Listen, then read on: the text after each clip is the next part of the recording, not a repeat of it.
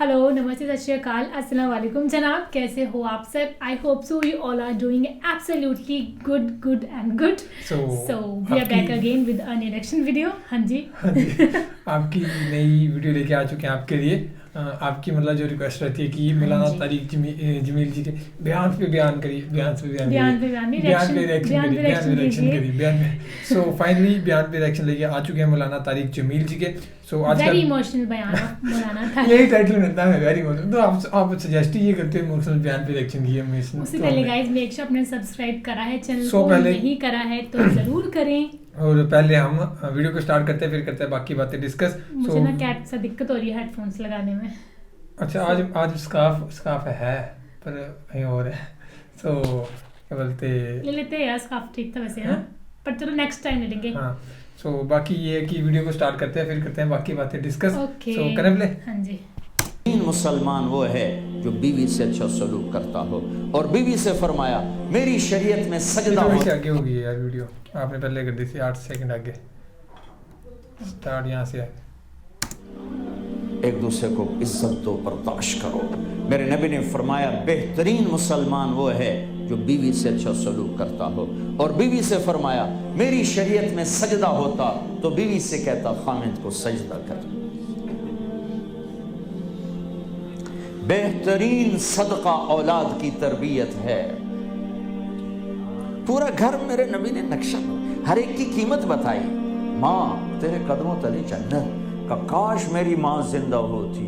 तुम देखते मैं क्या करता.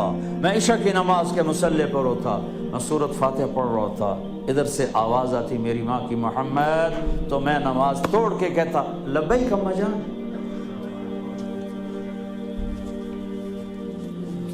बाप का तेरे जन्नत का दरवाजा है, बाप तेरी जन्नत का दरवाजा है.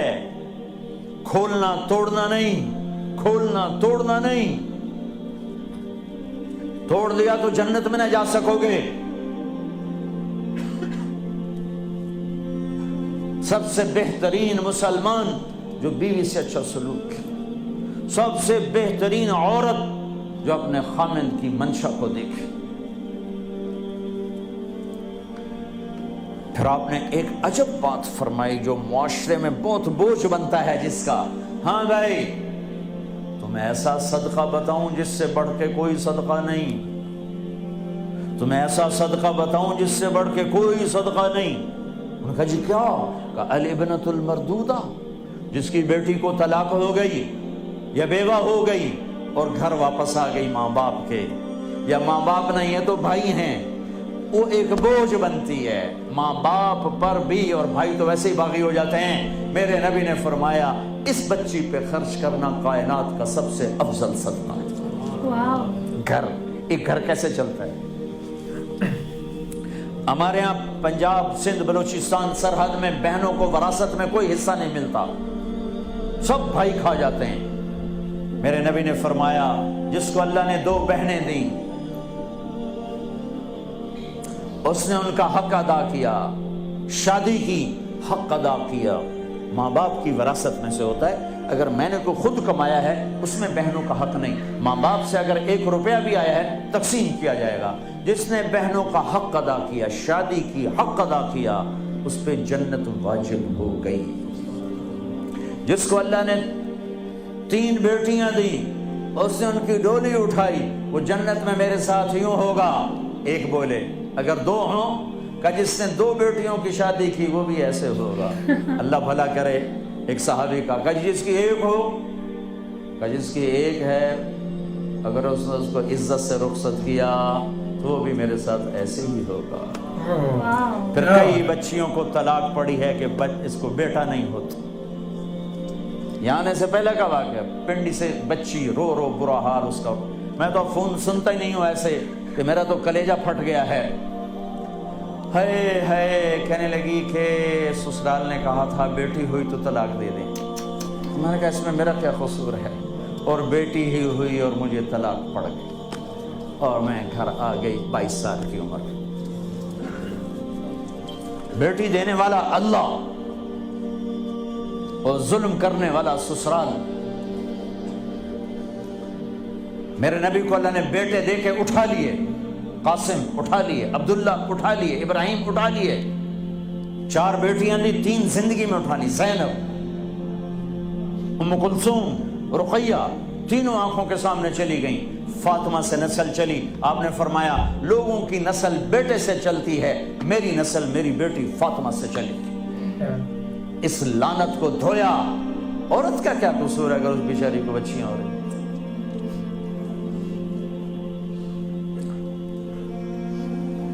جس نے اپنی بہنوں کو حق ادا کیا, جس نے بیٹیوں کو ڈولے میں بٹھایا, ان کا حق ادا کیا, کا جنت میں یوں ہو جائے گا. بہنوں کو دینا اتنا ضروری ہے, حرام ہو جاتی ہے روٹی. میں نے مولانا جمشید صاحب میرے استاد ہیں, میں نے ان سے تفسیر پڑھی. میں ایک دن مولانا جمشید کی بات نہیں کر رہے ہیں, کسی اور کنہیں اور کی بات کر رہے ہیں. مجھے لگا وہی جنید جمشید جی کی بات کر رہے ہیں.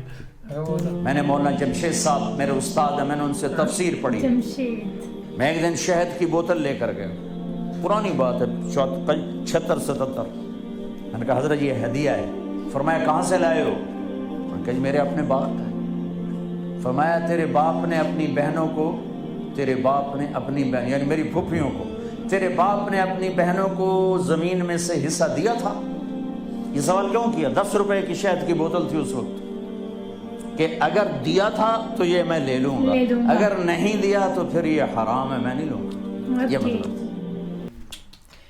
میں چھوٹا سا بیان ہے لیکن مجھے اتنا پسند آیا نا یہ بیان, من کر رہا ہے دوبارہ پھر سے سنیں کیونکہ بہت میننگ فل بیان ہے یہ.